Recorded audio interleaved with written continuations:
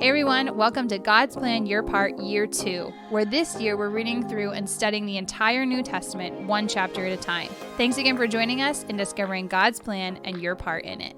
So today we are going to be looking at Matthew chapter 14, where this chapter is really just packed full of miracles that Jesus is performing. And I think what's unique about this is we've seen miracles before, but these seem to be significant and stand out. So we are going to see Jesus feeding 5,000 people. He's going to walk on water. He's going to do lots of healing.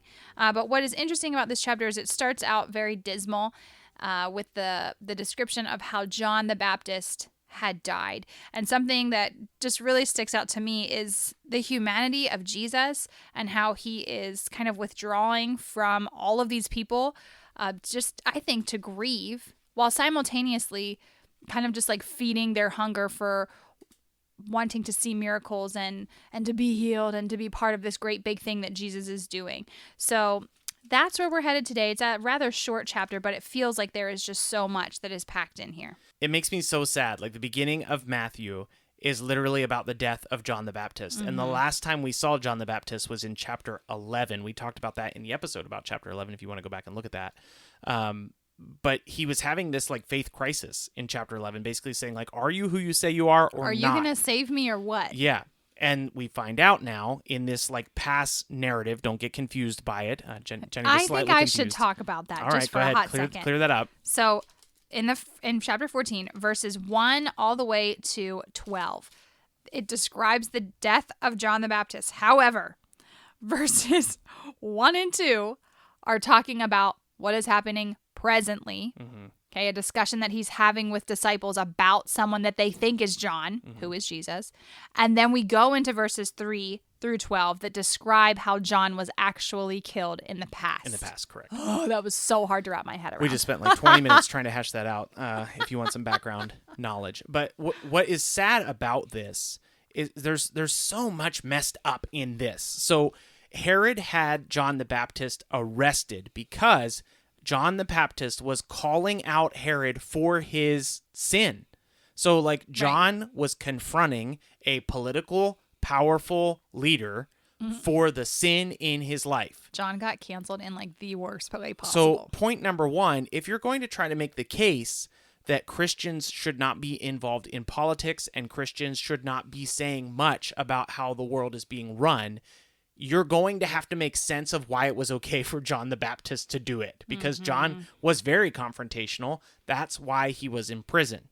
And if you think about it too, Jesus was quite confrontational himself. Definitely. But all grounded within truth and like right reasoning. You could make the case, remember back where Jesus compares himself to John and says, hey, we're on opposite end of the spectrum. You might be able to make a pretty sound case that John the Baptist was confronting the influential, powerful political leaders of his day, telling them they were evil, and Jesus was confronting the influential, powerful religious leaders of his day, telling them that they were evil. They both lost their lives because of it.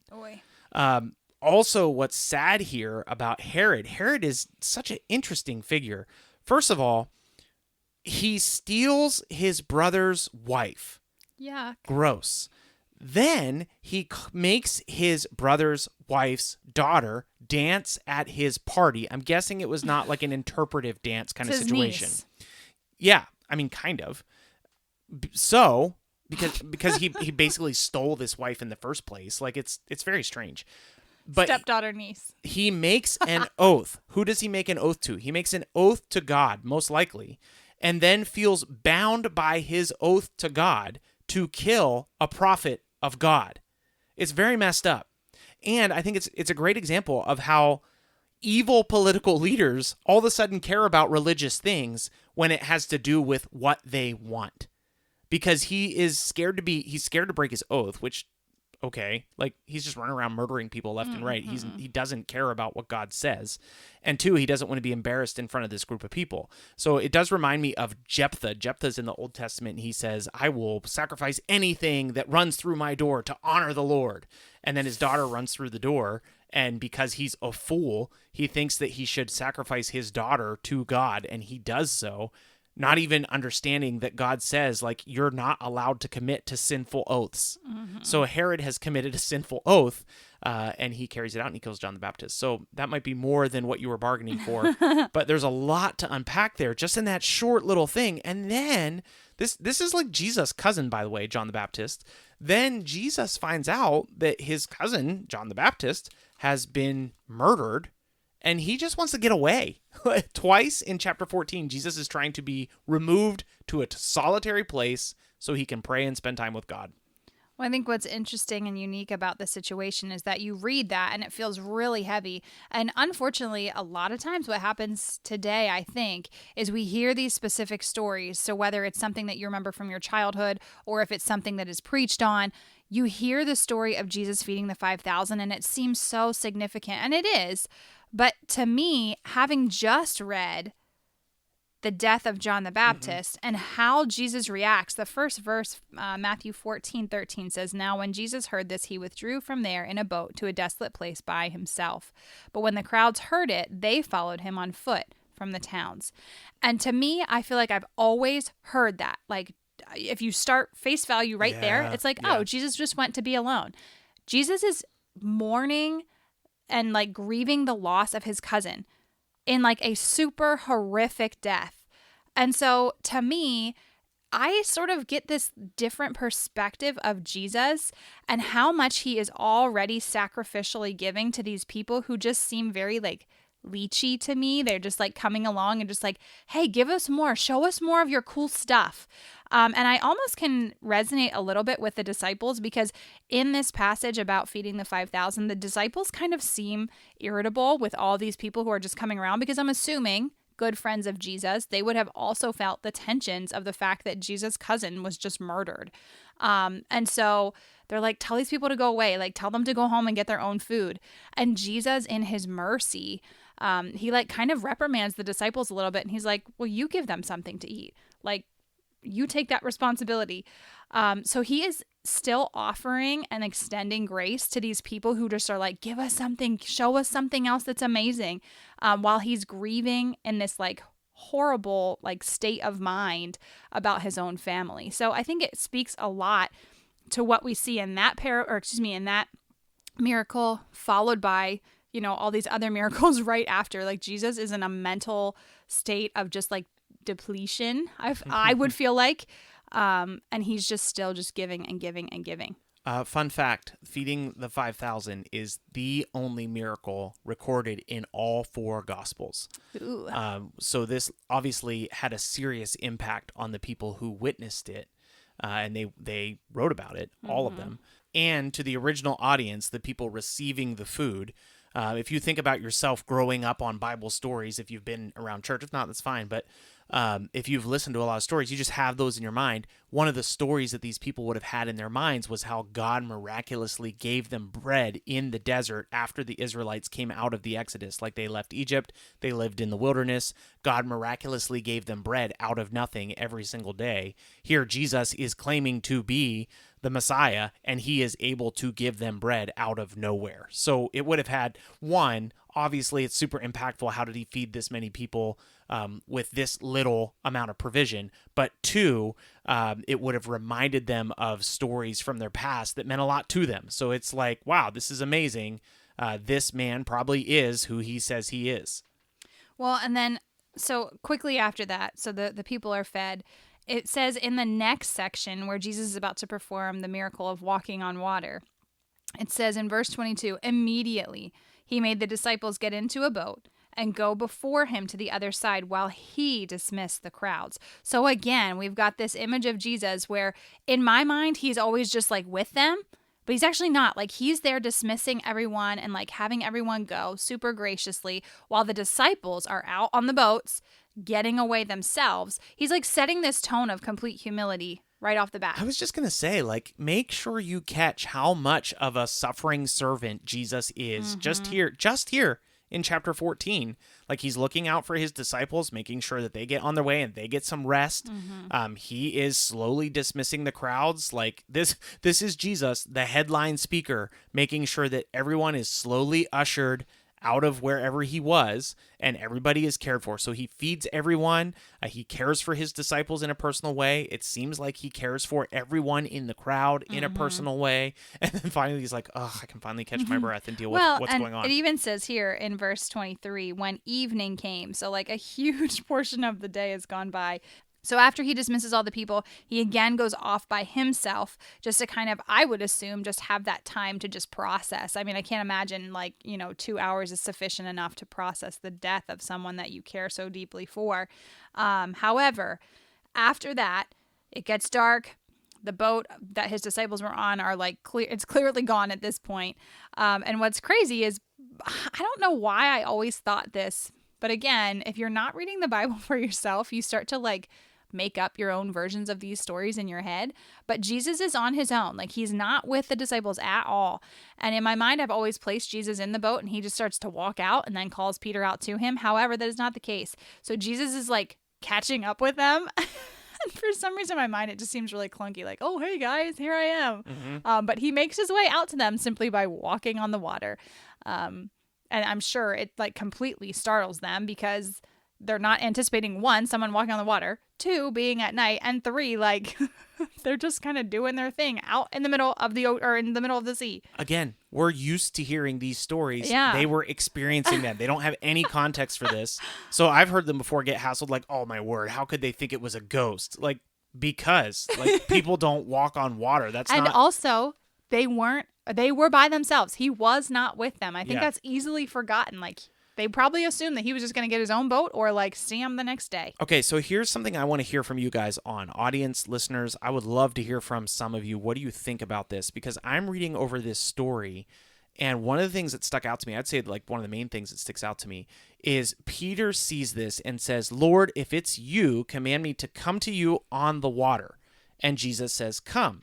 So Peter got out of the boat and walked on the water and came to Jesus. But when he saw the wind, he was afraid and began to sink and he cried out, Lord, save me. So it seems like from the text, okay, Peter is able to walk on water simply because he believed that he could do it. It could be that he believed that Jesus would give him the power to do it. I was going to say, yeah. And then he sinks simply because he stops believing that he could do it. The reason that this gets my attention is because if you listened last year, I was paying a lot of attention to miracles and how they're described and what brings them about. And it does seem like here that Peter is able to walk on water just because he believes that he can, which could imply that when we believe, we can do things that you normally can't do. I mean, I guess obviously. But I don't know. Sometimes I really have a lot of hesitation about that sometimes because I don't want to teach something that's wild and crazy. If you believe that, it will happen. But it does seem like here in this immediate context, Peter believed it. It happened. He was distracted by the waves. You've probably heard this. This is the stereotypical way to teach this. He was distracted by the waves. It impacted his faith in Jesus because he assumed that the waves had more power than Jesus, and he starts to sink. I think the idea of fear in that is also really present too. How much fear can creep in of doubting who God is, doubting God's power, very similar to what you were saying. But I think it's a good illustration for us because how do you explain the crazy things that have happened in your own life that you have seen God literally working miracles in your own life that you cannot explain? There is no explanation for it outside of the fact that God truly delivered or was apparent in what you were asking or seeking. So I think if I can, I think that your part for today, I think this story of Peter is incredible. Please leave a comment. If you're watching on YouTube, leave a comment. Tell us what you think about what happened to Peter. Send us an email. Leave a comment on, wherever you're listening. Just let us know, what do you think happened? And was it because of his faith or was it because of Jesus' power? Your part is, and I feel like it's in line with what we've been saying, when we are sold out to God's kingdom, when we care about nothing but God's kingdom, we should not allow ourselves to be distracted by what seems like scary waves. How often have you heard people talk about World War III recently? It seems like we're talking about it more often than I would like. How often have you heard people talking about the crazy economy? If you're listening in the United States, the crazy election. Actually, if you're listening in the United States, everything is crazy. Crazy everything. Listen, don't be distracted by the waves because God is in control. And when our eyes are on him, we are aligned with his plans and his purposes. When you take your eyes off of him, you are not any longer aligned with his plans and purposes. So if you get really wound up about finances, really wound up about elections, really wound up about World War III, I'm not saying we don't care, but we need to understand that God is in control and we focus on him and what he desires and what he is doing. And when we do that, he is with us and he sustains us. What better way to live your life? So thanks for joining us today for Matthew 14. We'll be back again tomorrow with some Matthew 15. Thanks for joining today's episode of God's Plan, Your Part. As always, please consider partnering with us as we are a listener-supported podcast that we hope to continue to grow with support from listeners just like you. We've made it super easy to partner with us, and you can support us by following the link in our show notes or our description. You can support us with as little as $3 a month. Every little bit of this helps so much, and we're so thankful for your support. With that in mind, here's today's reading. Matthew chapter 14. At that time, Herod the Tetrarch heard about the fame of Jesus, and he said to his servants, "This is John the Baptist. He has been raised from the dead. That is why these miraculous powers are at work in him." For Herod had seized John and bound him and put him in prison for the sake of Herodias, his brother Philip's wife, because John had been saying to him, "It is not lawful for you to have her." And though he wanted to put him to death, he feared the people, because they held him to be a prophet. But when Herod's birthday came, the daughter of Herodias danced before the company and pleased Herod, so that he promised with an oath to give her whatever she might ask. Prompted by her mother, she said, "Give me the head of John the Baptist here on a platter." And the king was sorry, but because of his oaths and his guests, he commanded it to be given. He sent and had John beheaded in prison, and his head was brought on a platter and given to the girl, and she brought it to her mother. And his disciples came and took the body and buried it, and they went and told Jesus. Now when Jesus heard this, he withdrew from there in a boat to a desolate place by himself. But when the crowd heard it, they followed him on foot from the towns. When he went ashore, he saw a great crowd, and he had compassion on them and healed their sick. Now when it was evening, the disciples came to him and said, "This is a desolate place, and the day is now over. Send the crowds away and go into the villages and buy food for themselves." But Jesus said, "They need not go away. You give them something to eat." They said to him, "We have only 5 loaves here and 2 fish." And he said, "Bring them here to me." Then he ordered the crowds to sit down on the grass, and taking the 5 loaves and the 2 fish, he looked up to heaven and said a blessing. Then he broke the loaves and gave them to the disciples, and the disciples gave them to the crowds. And they all ate and were satisfied, and they took up 12 baskets full of the broken pieces left over, and those who ate were about 5,000 men, besides women and children. Immediately he made the disciples get into the boat and go before him to the other side, while he dismissed the crowds.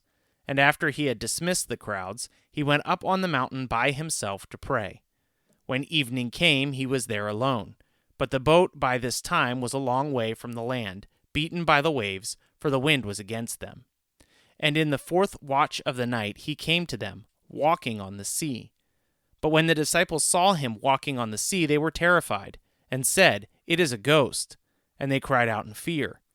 But immediately Jesus spoke to them, saying, "Take heart, it is I. Do not be afraid." And Peter answered him, "Lord, if it is you, command me to come to you on the water." He said, "Come."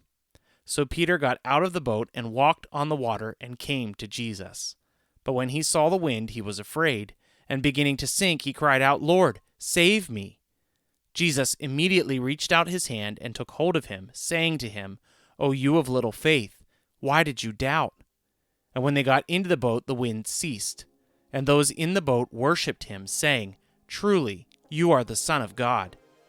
And when they had crossed over, they came to the land at Gennesaret. And when the men of that place recognized him, they sent around to all that region, and brought to him all who were sick, and implored him that they might only touch the fringe of his garment, and as many as touched it were made well. Thank you so much for listening to today's episode of God's Plan, Your Part. Don't forget, you can find us on just about every social media platform and YouTube. Let us know what you thought of today's episode, and if you have any questions, go ahead and post them there. You can also reach out to us directly at godsplanyourpart@gmail.com.